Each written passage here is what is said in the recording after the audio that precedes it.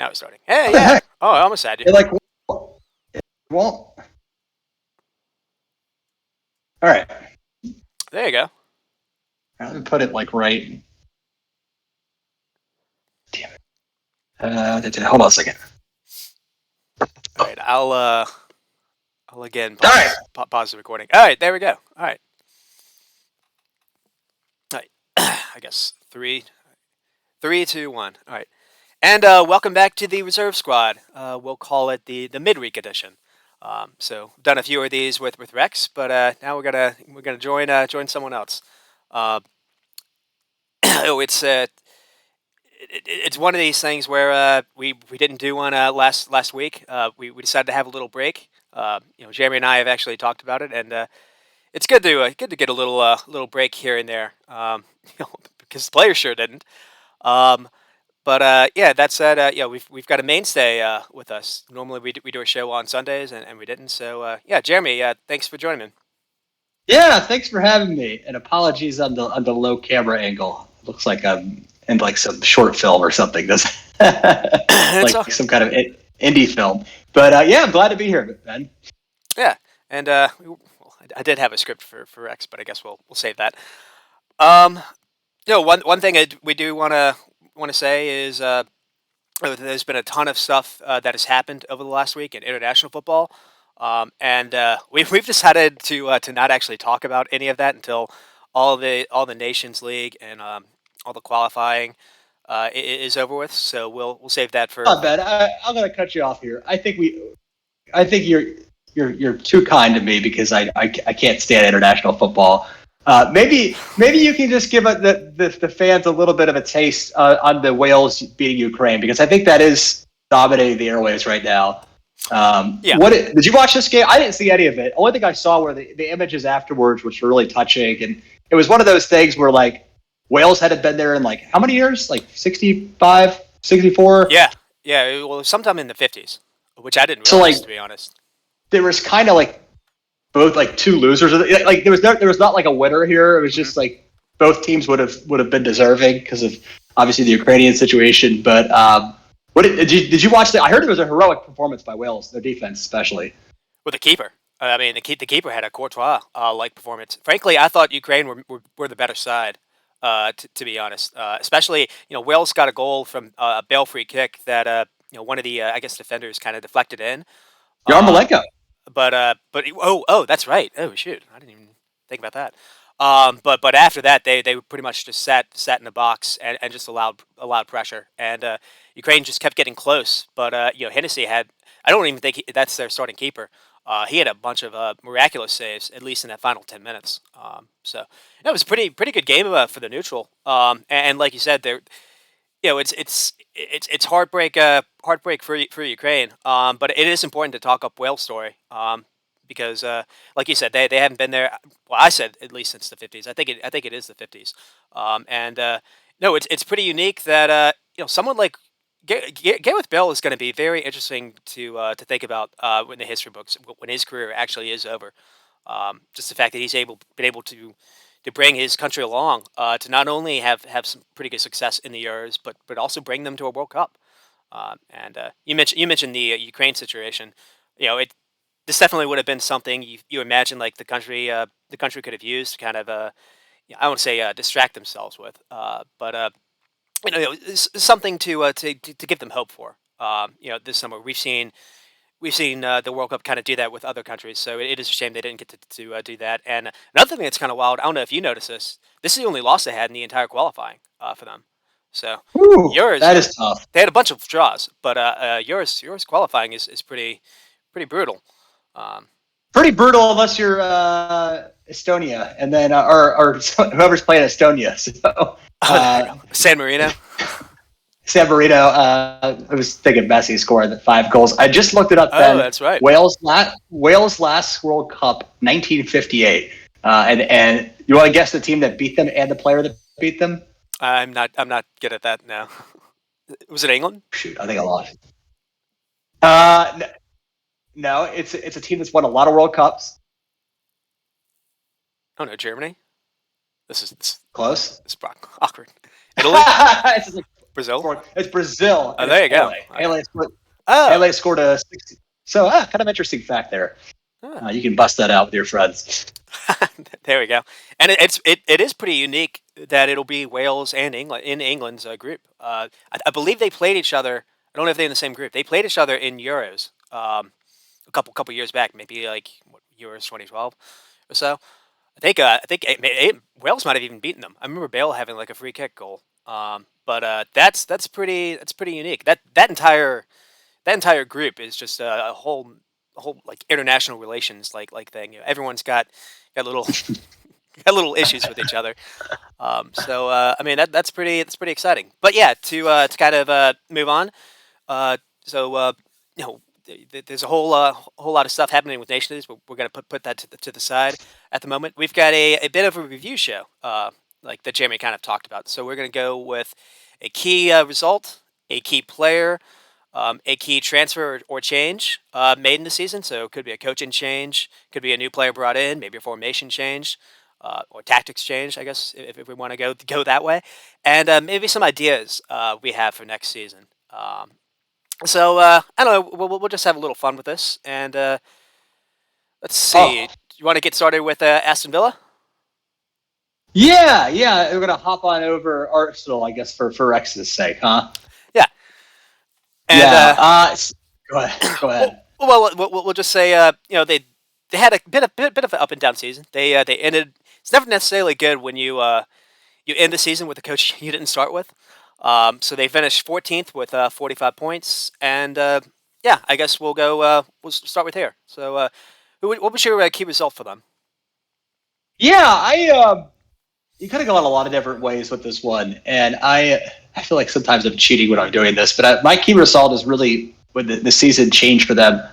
Maybe not so much in terms of like the points because they ended up with, like you said, it was kind of an uneven season, but the 1-0 loss to Southampton in the fall. It was Dean Smith's final game, and Yeah. I think you and I have like discussed this before on the podcast, which is that like we thought he maybe was a little bit hard done by this. That the team really seemed that they were struggling after the loss of Grealish, Grealish. Mm-hmm. and so I just wonder, in terms of a key result, I wonder if there's a sliding doors moment here. If they had been able to maybe eke a result or two for this stretch. I think at one point they beat United a few games before this. Yep. So you could probably cobble up a little bit of a narrative that Dean Smith could have maybe kept his job. I mean, the other thing is that whether Gerard was already in waiting, if they had already made contact with him, or if he was just hanging there to be plucked.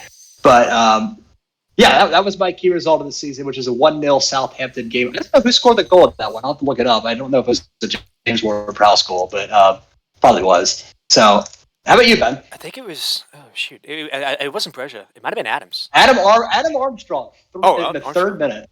Okay. Yeah. So I look at the shots here. Shots were 14 to 9 for Aston Villa's sake. It was a game at St. Mary's. So kind of tough game to be losing, but so be it.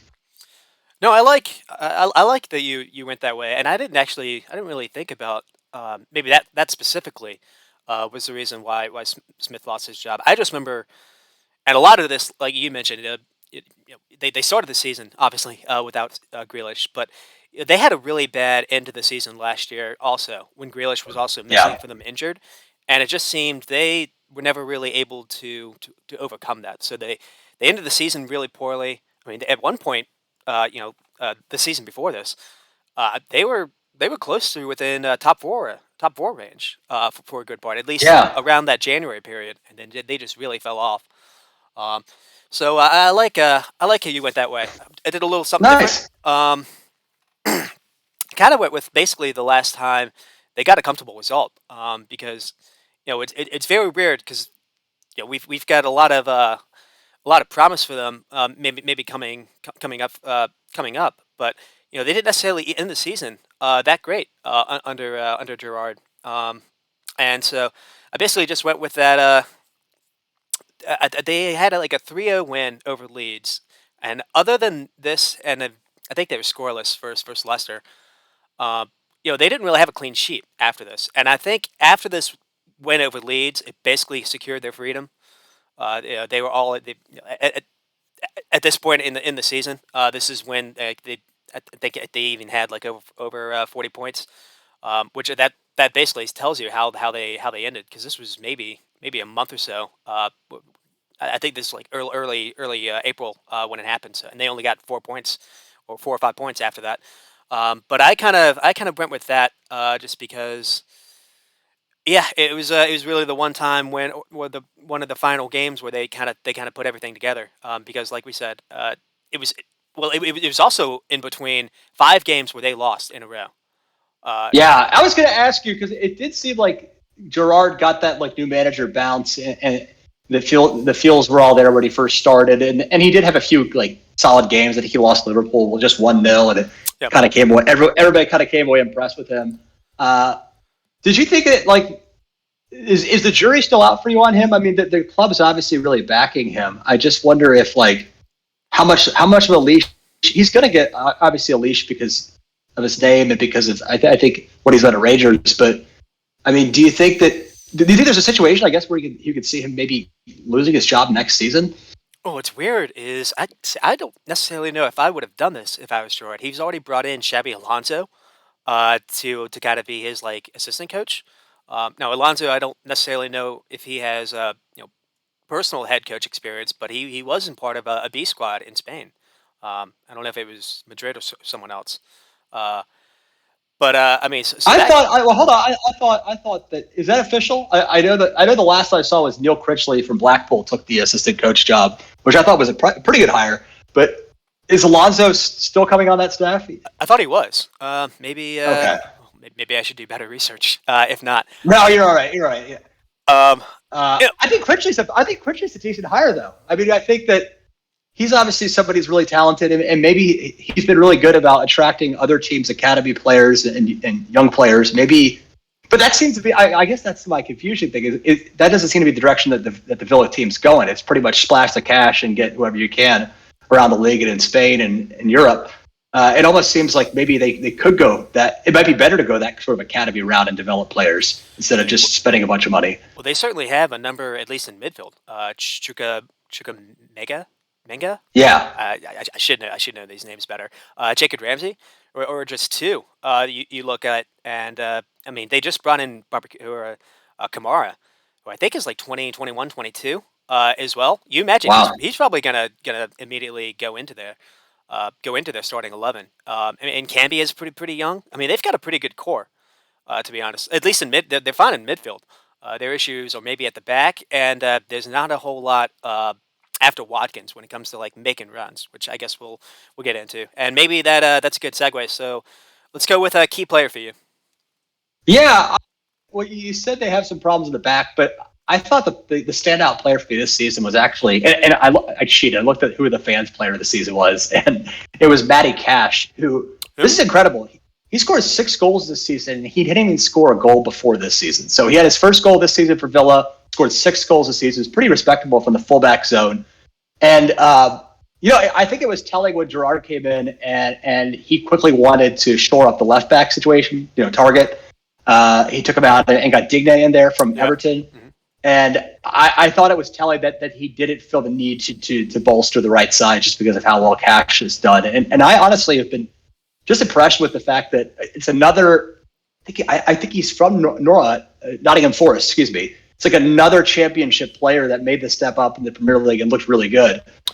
So yeah, I think one thing you mentioned the defense. I think one thing that is concerning is they do play a really aggressive fullbacks. It's like Gerard wants to play on that front foot, and it's a lot of pressure on those center backs. And as a Brentford fan, Emil Konsa is decent, but he's also suspect at times for pace. I know that Tyrone Mings has some issues as well, mental lapses. So Yeah. maybe, yeah, that might be something to reevaluate. But either way, Matty Cash is my key player for Villa this season. I think you're actually going to go with that.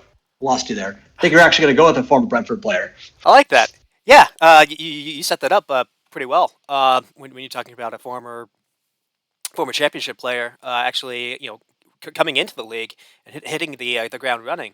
And I did go with Ollie Watkins. I do feel like maybe there are times where it feels like his potential compared to his end product actually is a a bit of a letdown. I do feel like he could offer more.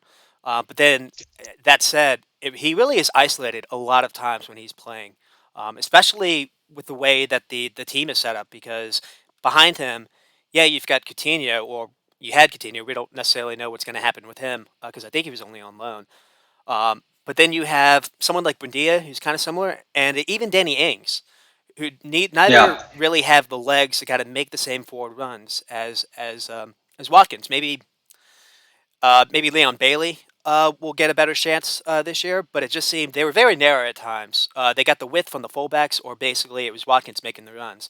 And without Watkins' runs, I don't think you see Coutinho have the success that he had this season because he forces defenses back, and so that gives you a little more space for Coutinho to operate. So I kind of went with him.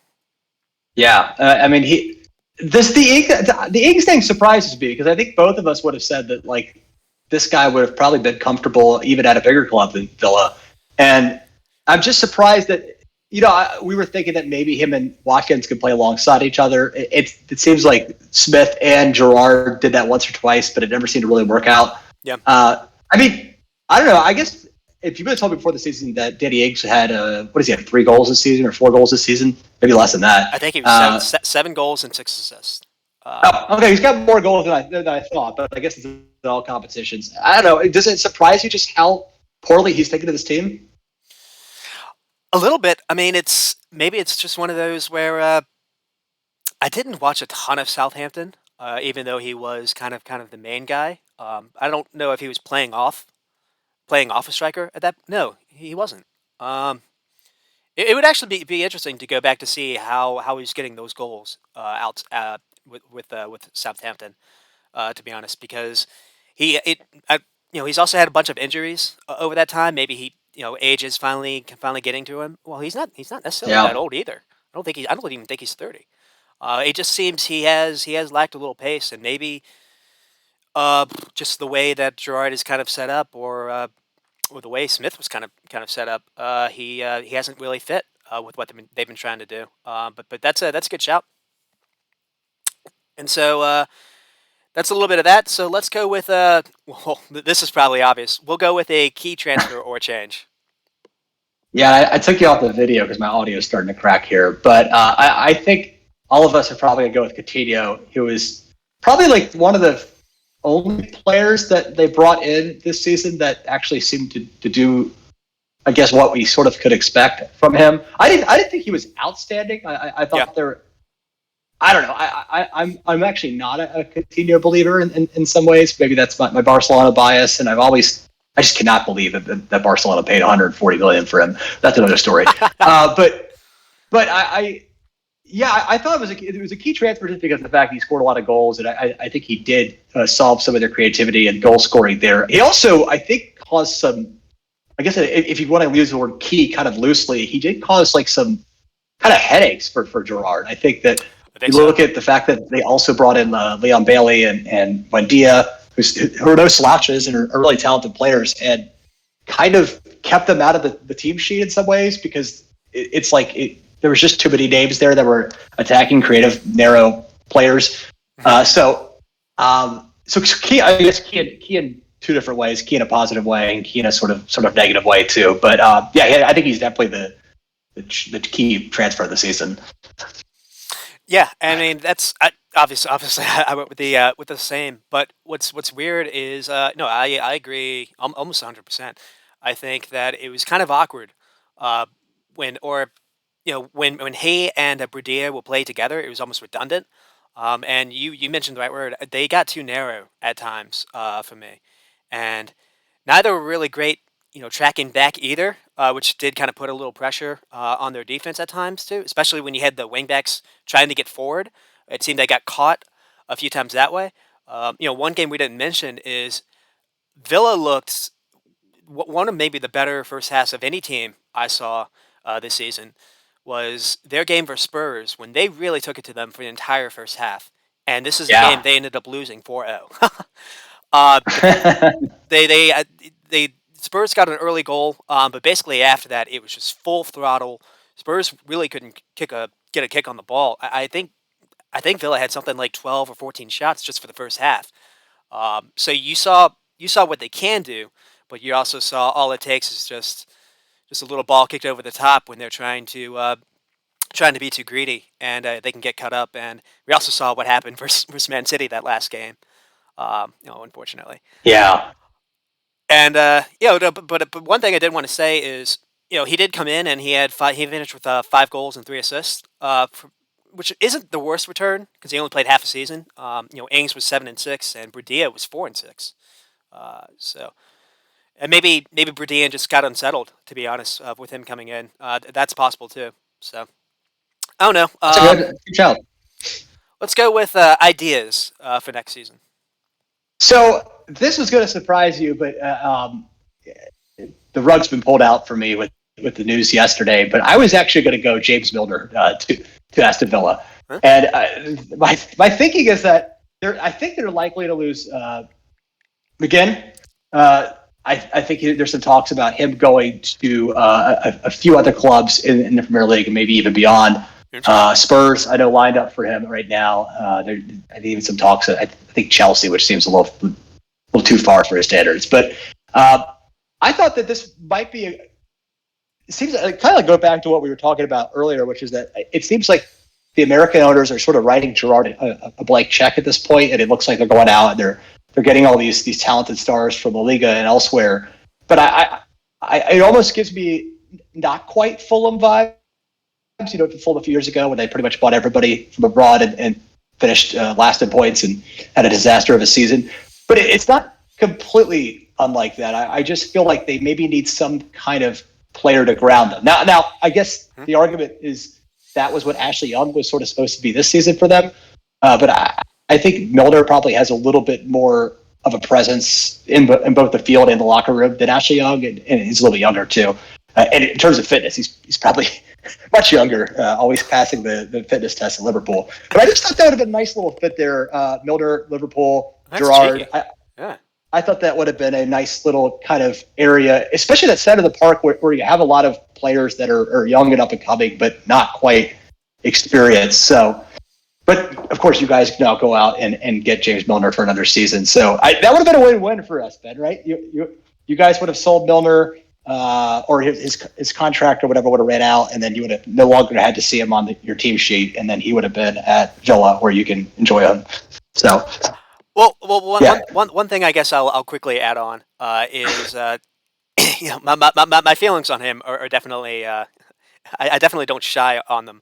But you mentioned something about behind the scenes where someone that youngsters can look at to kind of grow how a professional is supposed to act. And this is maybe something that I guess neutral fans or just fans in general maybe overlook. That it really does matter. So no, I think that would have been a great shout. But I think it'd be like nice to partner with Gerrard too. It's not going to work. Yeah. Well, he's trying to. There's a lot of talk that he's going to almost immediately try to go into coaching once his time actually is over with. So Yeah.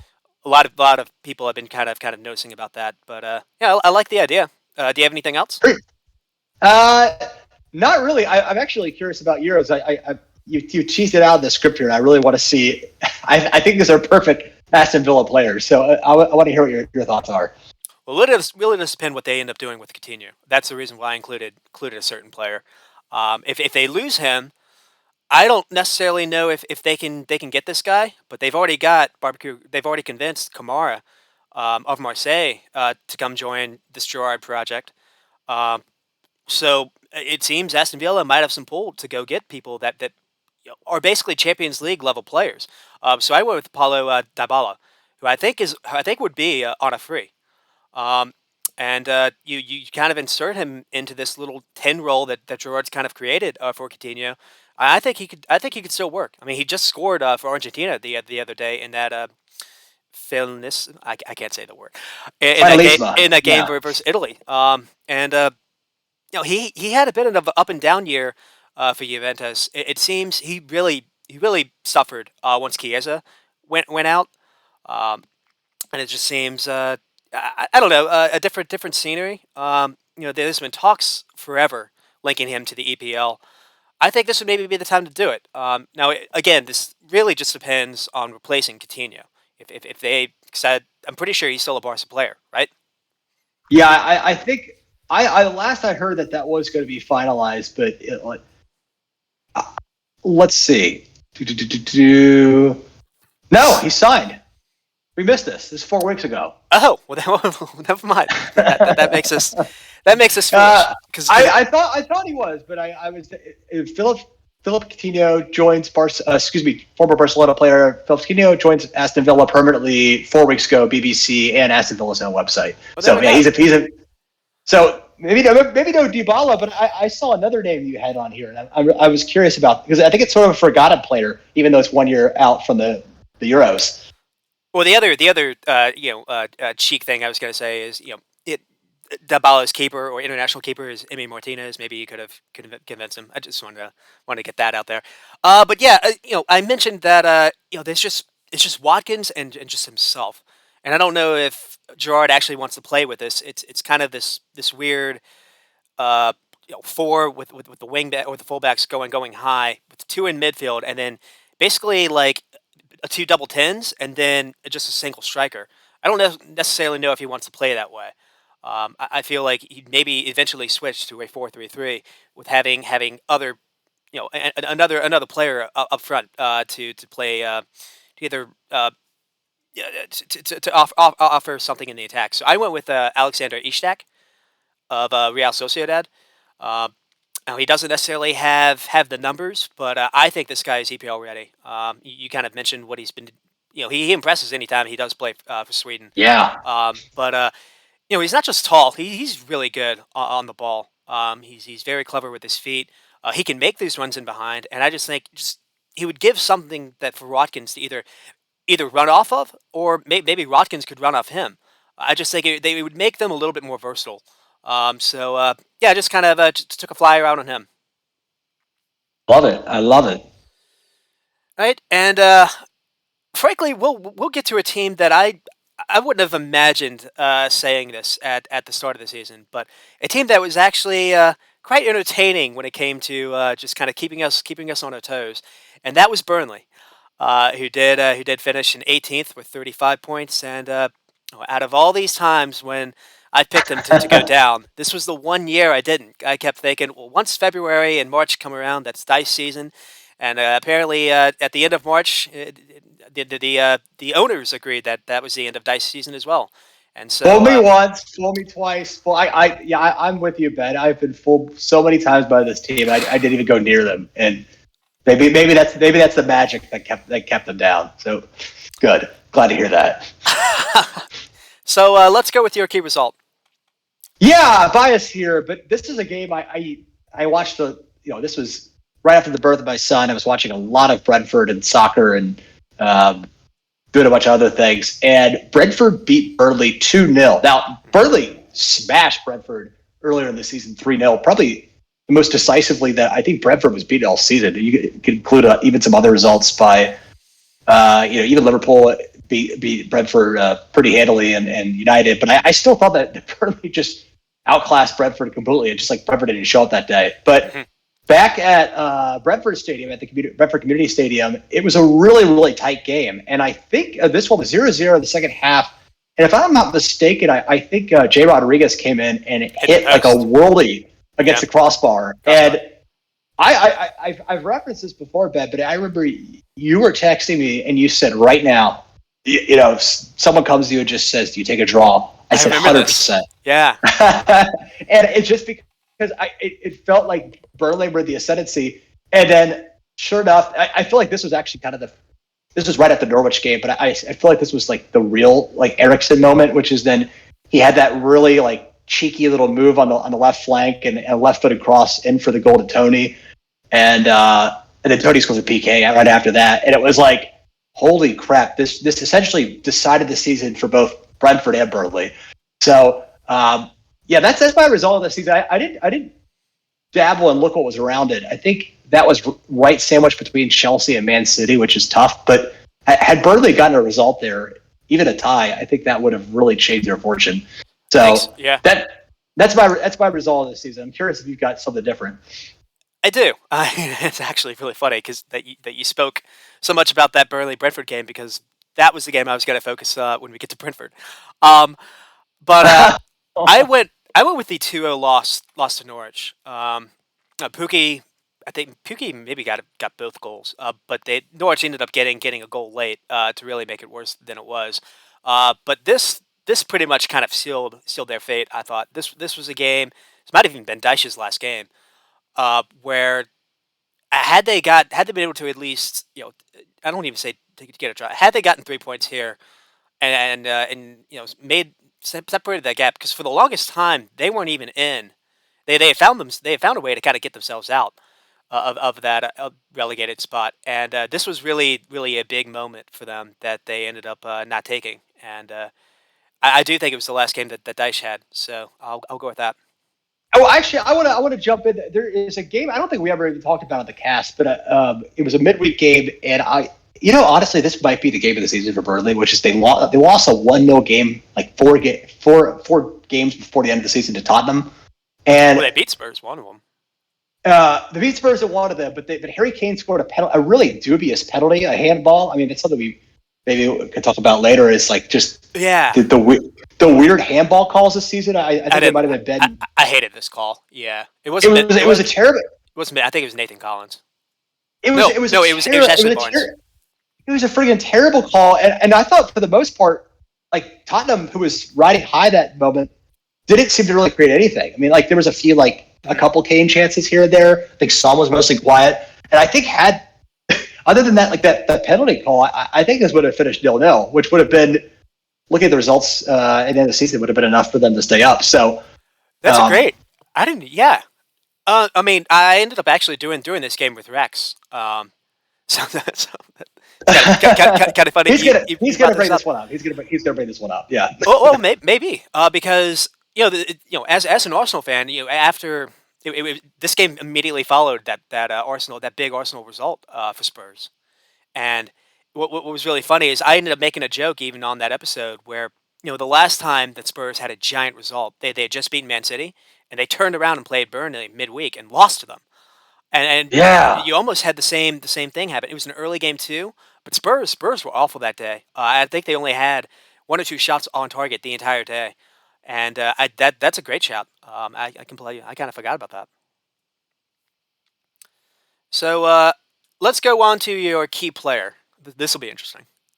Yeah, I went for Maxwell Corday just because he's the leading scorer of the team, 9 goals. I thought that the games that he was missing, he was out here and there, especially in the fall. There was like a 3 or 4, 5 week space where I felt like he was not fully fit. And although he had this weird ability to I would assume he was just like not fit and then would like start on the team sheet and score. So I don't know what that was, but yeah, I was. This was like the most I mean, if Weghorst was the most Burnley player of all time, 6'7" heading monster. Of course, he ends up not being the Burnley player they want. But Maxwell Corday was the most un-Burnley player and just really talented. Played at a Champions League semifinal, scored a goal against Man City in the quarterfinals that Yeah, year. Just a really talented, tricky, fast player with all sorts of skills, and I think he's going to be really sought out. Last I saw is there's a lot of teams much better than Burnley who are looking at him now. But yeah, I was really impressed with how he started the season so strongly, and yeah, I have a hard time almost picking anybody else, but I think you've got a good one. I mean he's a legit. Just kind of stick on that. He's a legit match winner. And really, when Burnley got him, it was less about what Burnley were doing, and it was more. This is a one of the lower tiered EPL clubs that is able to just go get a Champions League player. This was when I started to kind of think the EPL's got either a kind of bubble or some kind of such a situation in their favor that they just shouldn't have. That was really the moment when this happened, and like you said, maybe their issue was he wasn't able to stay healthy enough for them. Because when he did play, he not only scored goals, he scored individual goals for them. So that's a great Bicycle shout. kicks. Yeah, I think I'm looking now. He only played 26 games for Burnley this season. You think if that gets up to like 33, maybe they stay up. Maybe, yeah. Well, I went with Pope on the script just because on his day, and I think I've said this with Rex. He's maybe the best shot stopper in the league. If not, if not in Europe, at least I'll be careful on his day because he's not Is the he the best. best? Is he the best Burnley keeper though? He's not the best with his feet. The best Burnley keeper, like of all time. Ah, who was the Welsh keeper against Ukraine? Oh wait, is it Hennessy? Yeah. Wow.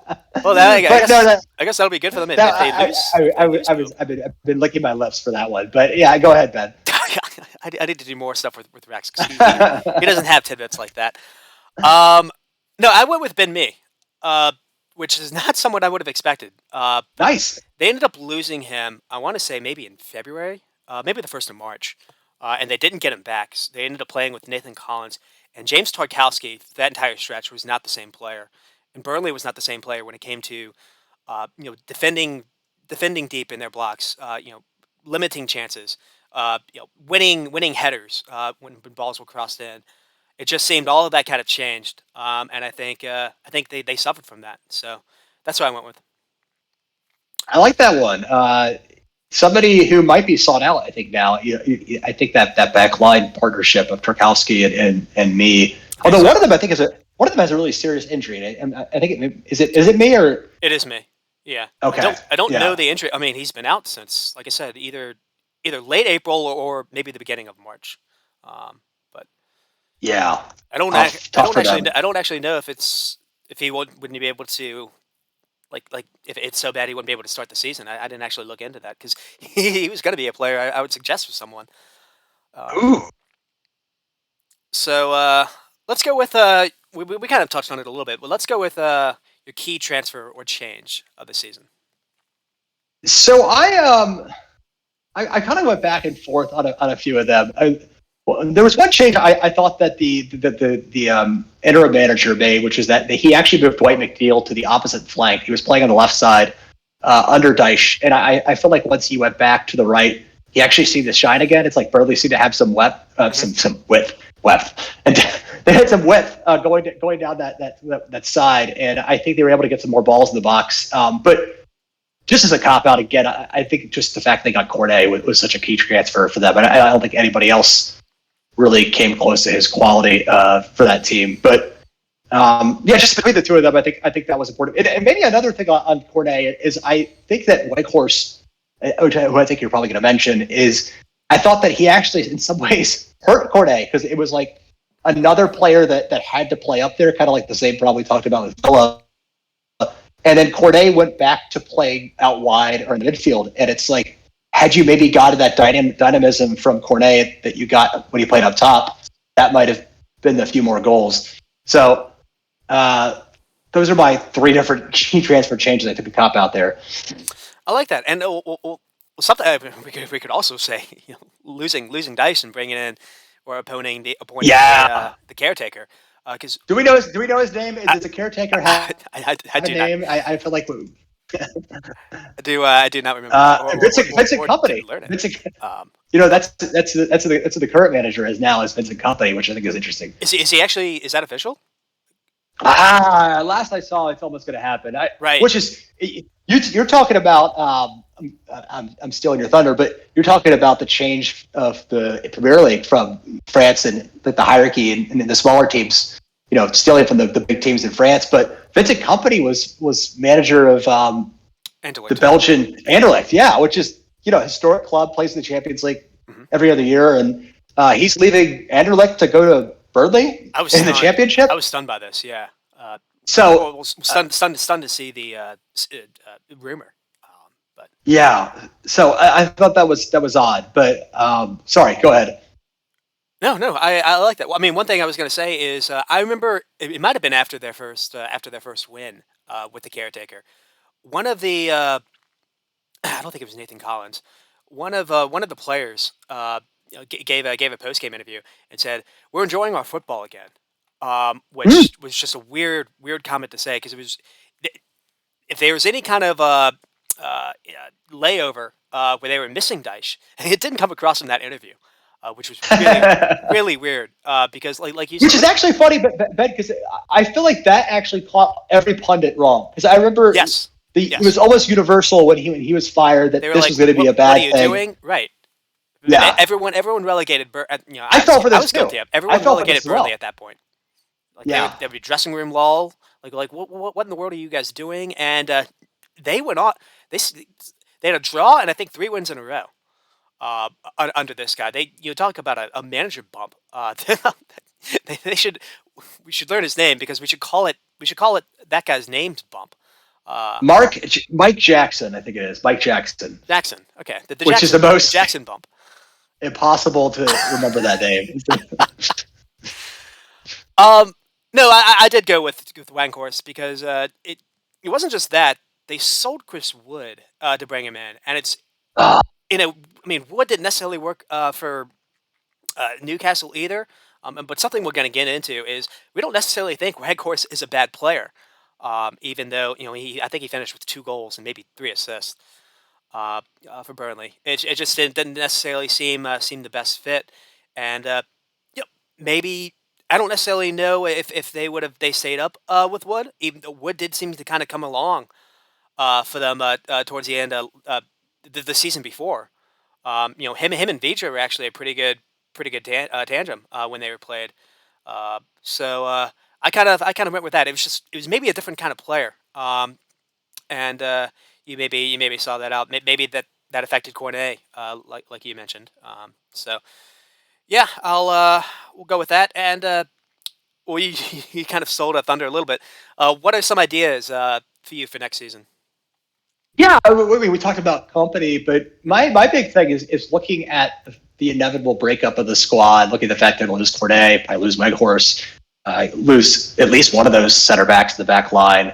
I think it's really just a sign of their identity. Yes. It's they, we know what Burnley is when we close our eyes, but there are a lot of teams like this that drop down to the championship and then they have to kind of remake themselves. I think it's Stoke City. It's a good example. Of course, they were starting to change towards the end of their Premier League reign with Mark Hughes, but I think that they need to really figure out if they're able to shift directions this quickly, or they're going to risk. I think they're going to risk sliding some more, just because. Let's say they don't get the right manager and they try to continue on this, just for all intents and purposes, call it Burnley ball, and hoofing the ball 4-4-2, and I think there's a real potential that will be eaten alive in the championship. Well, I was gonna. So Yeah, no, I wanted to actually ask you a little bit about that because you've watched a lot more championship than I have over the last year or so. Just because you started following Brentford a little bit more, and can that kind of football actually work still? Because it seems we kind of mentioned it last week. It seems the championship is starting to become kind of its own. I'm gonna say Super League, but become a more talented league by itself. Younger, it seems to be more of a loan, like where the big clubs are kind of using that league, not necessarily this U23 academy system that they have set up. yeah, And no, I think you're right. yeah, um, No, I think. Go ahead, Ben. Sorry, I'll keep cutting you off. no, no. I mean, I was just kind of playing a little bit off you. It does feel like maybe now is the time for them to kind of change their identity and make up a little bit. The talks I had, if company is the manager they get, one thing I was thinking of is he able to maybe have some pull with City, try to get some of their loanies. One player I thought of was Cole Palmer.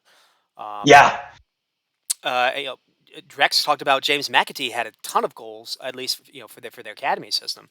Uh, so it, it- whatever they do, it does feel like maybe they'd have to go younger.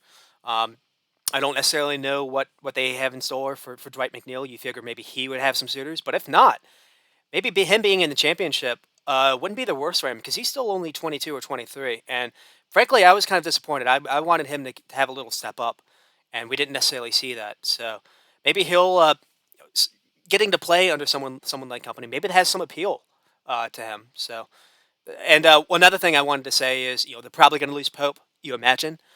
yeah. So one thing I selfishly put up is go for a Matt Turner on loan. Ooh, Who's at Arsenal? Give Turner and uh, the guy at City, Stefan, are going to need to play. Whether yeah. and Please, I please, think please take I, Stefan. I Please think take Stefan. Please take I Turner. think Somebody. I think in the championship is better than them going to the MLS. Maybe that's just me. Um, But one thing, I just want them to play.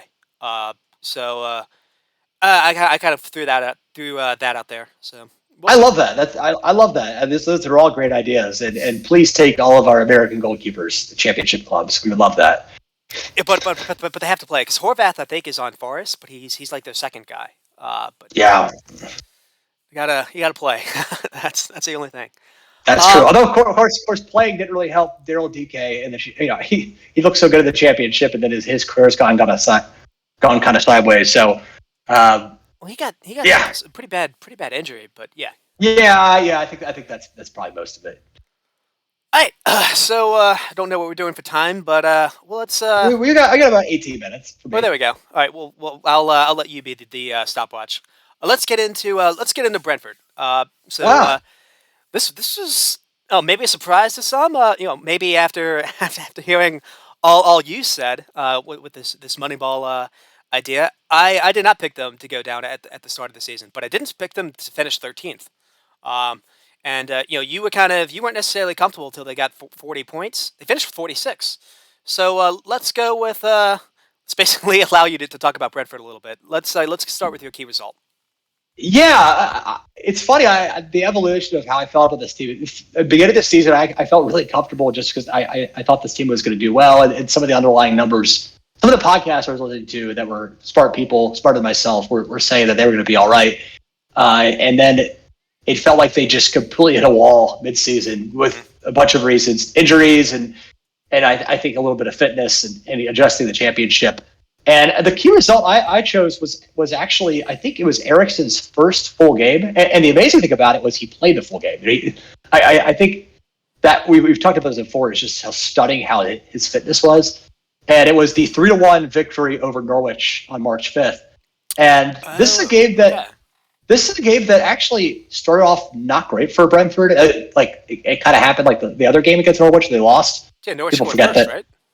Yeah, the Dado Farka game, that Dado Farka gets a victory and then fired. But yeah, Norwich almost scored first this game, and they Oh, they they they looked pretty aggressive. And then what happened was Eriksson had this is where I think one thing I haven't talked about before, but I thought Eriksson's set piece delivery was just so good, such a change over who Brentford had going before him, which was a combination of like Sergi Canos and Matthias Jensen. To have somebody with just that quality on the ball, and Ivan Toney gets a corner, and then he gets two penalties. And this is a great moment of the season for Ivan Toney, where he's just scoring goals for fun. hmm, So yeah, hat trick. um, had a hat trick, yeah, and I think he had a hat trick a few games before that, or two goals the game. I know he had like maybe 8 goals in 10 games or something crazy like that. Right? Hmm. But yeah, Brentford 3-1 over Norwich is my key result of the season. Though I think you could probably pick a handful for Brentford.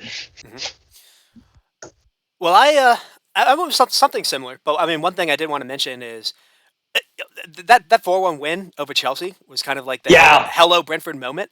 Um, Yes. because it really kind of came out of nowhere. Chelsea weren't necessarily at the best form at that moment, and they were kind of struggling with issues a little bit at the back end. But oh man, they just kind of ran all over them, and 100%. Yeah. it was just you don't normally see a team that just kind of gets promoted to the league just dominate a team in that fashion, and some of the finishing. I remember what was Janelt had a Ericsson had a Two really nice goals. click, a flick. Just some of the finishing was excellent too. So wanted to go with that. I'll actually mention two of them. I'll mention that win over Villa on January 2nd because it was in between a lot of bad results at that time. Yeah. I feel like it gave Brentford a little cushion, which they used because I kind of mentioned how I wasn't one of those that was worried about Brentford at least at the start of the season. I was by mid-January. I remember looking at because all of a sudden they were starting to give up a lot of goals too. They just had a really bad stretch where they like played Liverpool, City, and like Man United all in a row. So that was the reason why they were giving up all these goals. But you started to kind of see stats that they had that were mimicking Norwich and were mimicking Leeds, and that win over Villa kind of gave them a little cushion. But eventually, I went with that. We hadn't talked about it a little bit before. I went with that 2-0 win over Burnley, uh, Yeah. mostly because with the Norwich game before it. This was a game that really got Tony a little bit into his groove. He scored two, but it was also this was kind of the real moment where you mentioned Ericsson's set piece delivery. You saw Ericsson open play delivery in Yeah. this game because it was a beautiful weak foot cross that he sent to Tony, and it was something that this was when you really saw not just his quality, but just you saw why you bring in someone like him because no one else on the field would have done that kind of ball or thought to hit that first time the way he did. So and we already mentioned how it came against the run of play at that point because they win this game 2-0. It looks comfortable. This goal was in like the 87th minute or so for them to get that 1-0, and then there was a PK that they were able to add a second. So let's go on to your key player. Yeah, I'm torn on this one. I think that probably the player of the season, just the fact that of how many games he played, is probably Christian Nordgaard. I think he was a player of the season. I think he surprised a lot of people just Yeah, how he did. well he took Well, for me, both of it really us. is. Mm-hmm. But I think in terms of just how outstanding this player was when he was on the field and how much of a difference he made for the team, uh, I should say it's very easy to go Christian Eriksen here, but I think I'm going to go David Raya just because Yep. I think that he was not only a revelation in the same way that Norgard was for a lot of people that hadn't seen him before, but he was just so good at his all-around game. I mean, his shot stopping has always been really good, but his what two parts of his game that I was concerned about, and honestly not that long ago were areas that I think people were saying, is he really ready for the step up? Which is that one is that hit the ball at his feet. He was very error prone in the championship. Well, he had just to kind of cut you off just for a second. He Yeah, had a really big error in the in the league's championship game. playoff or in the final, right? He Yeah. like kicked the ball to Fulham, and it was a costly goal. No. He was not positioned on the free kick. Is that what you're talking Oh, about? okay, maybe that was it. I just remember him having some kind of error. Well, and the other thing is, I think this was clever what Brentford did to surround him, which is that he's not a very tall keeper. He's kind of Mm-hmm. typically Spanish in that way, and not great with balls in the air. And I think what Brentford cleverly did this season is they actually had a really tall team. They surrounded him with some really good aerial ability with Pinnock and Jansen, and I guess Ayer's tall, but we can get on to the fact that he's not very good in the air. But he was really good at claiming crosses, and that was one thing that was notable when he was out, which is that the Yes. other Spanish goalkeeper, Fernandez, that came in for him, somebody who wasn't acclimated to the English football, really struggled at getting the ball out of the air. So I think it's hard to see. He's a player. I think when he's not on the field, you see the difference in Brentford. You see how many rungs down they go, and when he's on the field, they're not even a relegation side. They're comfortably mid-table and beyond. So last thing I'll say, just while I'm talking to Ralph about Brentford, is it'll be a triumph if they keep him this offseason, because I think one blessing that they did have is the fact that he was injured, and I think that may have just taken enough teams off the scent. But now he's starting to get Spanish call-ups. Now he's starting to get a lot more press, and it's probably not long before a club like Arsenal, who thankfully found their keeper. Although I'm actually kind of a Ramsdale hater, but Rex, don't listen to this. But it's good that other clubs have found their keeper this last season, because I think he's probably a top 5 keeper in the league. No, I'd have to think about that one. But he that was my answer as well. You mentioned Norgard and Ericsson, but I just remember texting. Anytime I actually did watch a Brentford game live or all the way through, Raya's ability with his feet showed up to me every single time. It was almost, frankly, I remember just when they played Liverpool, that was how they were able to keep possession and beat Liverpool's press. They were able to actually get it to the keeper, and he was just really good at picking out players. Uh, Another game I watched later in the season was their game for Spurs, where Spurs couldn't get anywhere near him, and just Raya just would find Tony out of nowhere. He was just really good Yeah. at picking his spots, and like what people don't realize is like these like half balls like on the sideline. They're not.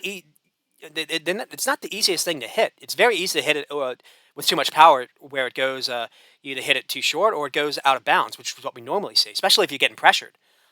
He's gotten really good with that like mid range game. Not just not and one thing you texted to me is you noticed a almost like a flight path difference when they would go long as opposed to when Fernandez was on the ball for them. And 100%. But I want to jump in real quick. Yeah, that was a big thing, and I'm glad you brought that up. Which is that Ivan Toney being this just dominator of the ball, first balls, and then shielding it on to on running players like Brian Mbeumo and Vitalia Nel. That wasn't happening with Raya not in there because the flight of the ball was so lofted. It was those Jordan Henderson crosses that you can't stand that just hung up there. oh no. And he has that Ederson. He has that Ederson quality. He has that he not Yep. only kicks the ball long, but he kicks the ball very flat. very low. Yeah, flat, low. Yeah. So sorry, but yeah, that's a great point.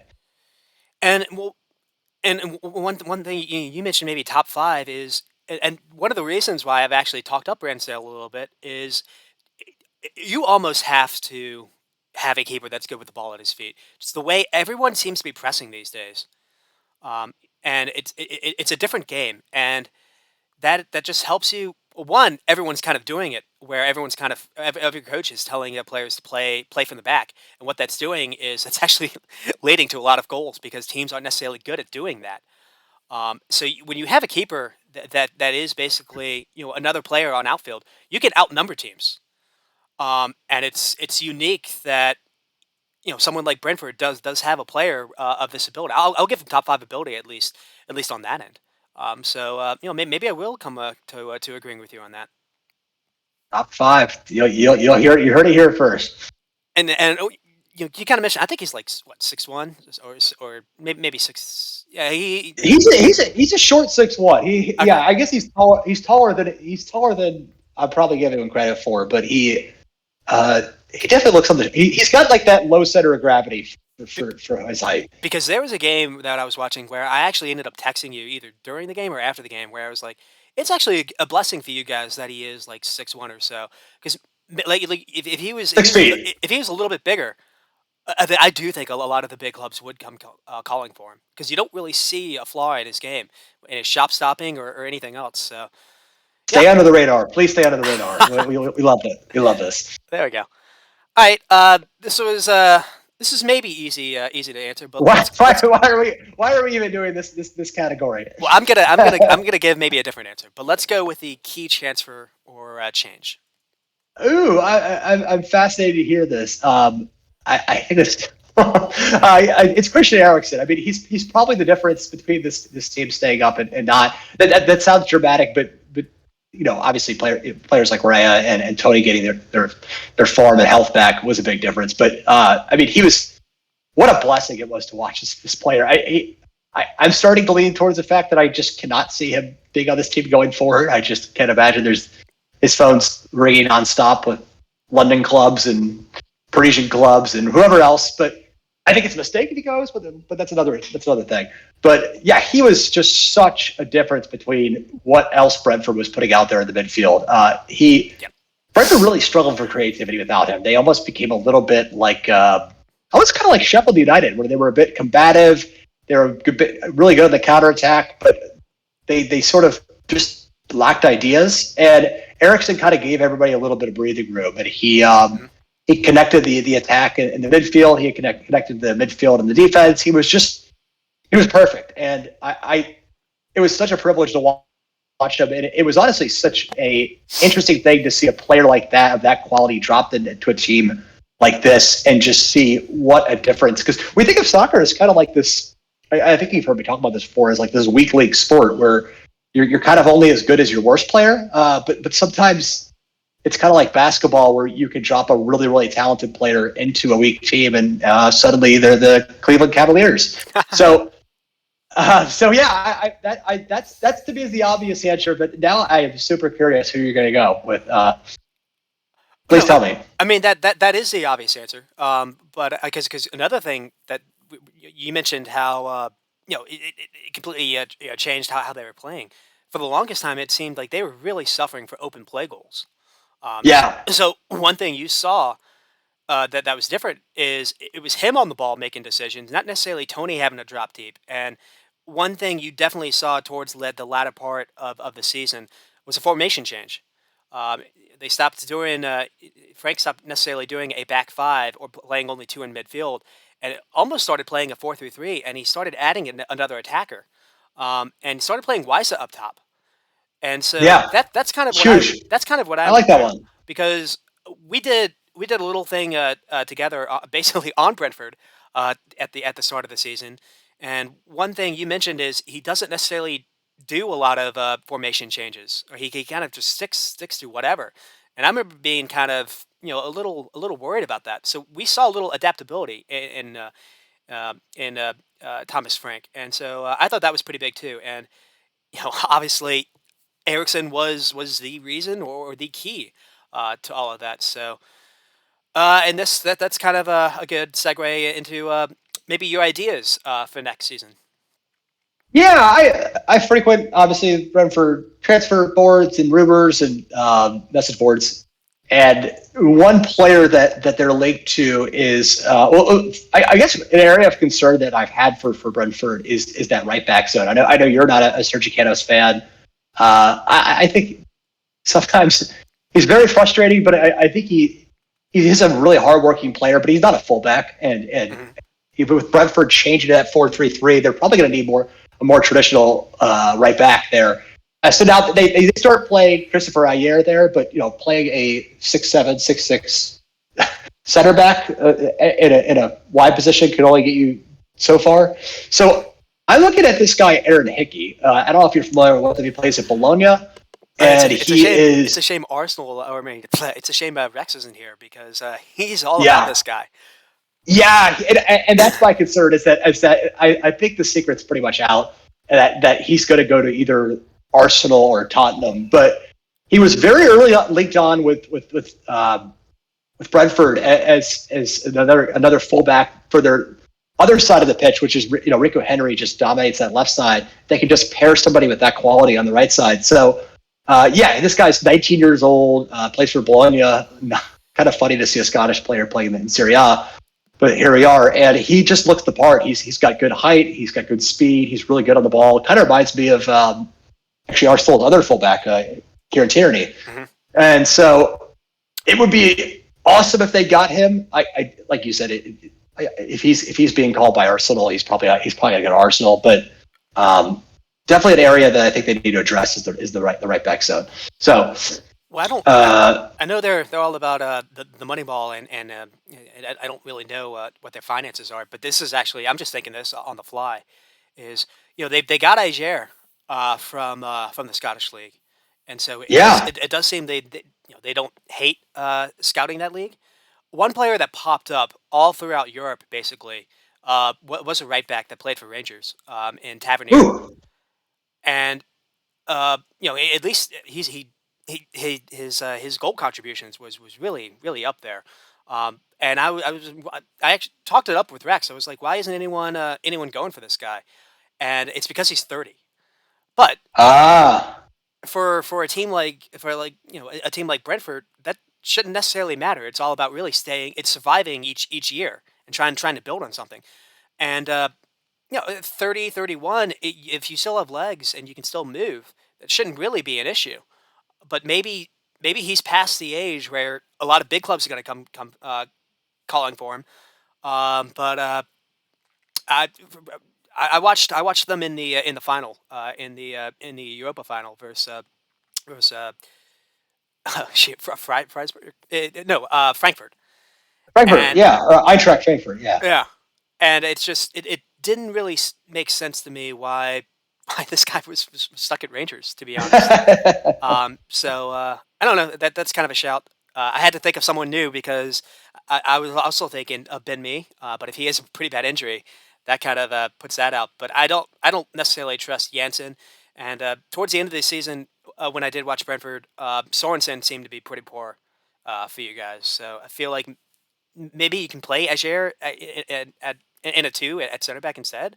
I don't necessarily know, but it seems you guys do need to kind of fixed a little bit at the back. And another thing I wanted to bring up is I don't know if you remember this guy, but if you do lose Eriksson, a guy that was on loan, who apparently, I obviously didn't watch any of these games, but he was on loan in the Norwegian league, no, Denmark league, and I just on SofaScore, he ended up having, he had an 8, but he was mid sevens for his performances for the last like six or 5 games that I saw, is Mads Bergstrip, uh, and I remember, Yeah, yeah, yeah. and I remember again, it was only highlights, but I remember some of the balls he played, in between the lines, versus Port Vale in an FA game, where this was before you got Eriksson, where I remember thinking you guys could use this guy more, because he was doing passes that Jensen or some of the other midfielders weren't doing. So maybe another year older, because I think he's only 21 or 22. He's Uh, 21. maybe he can step up for you guys. Yeah, I really am a big fan of this guy. I still feel like when I've seen him play, he still seems like another year or two away. But maybe another year in the league, or maybe another year at Brentford. Getting some playing time. Because I know, like you said, he was getting playing time at the beginning of the season. Would do him good.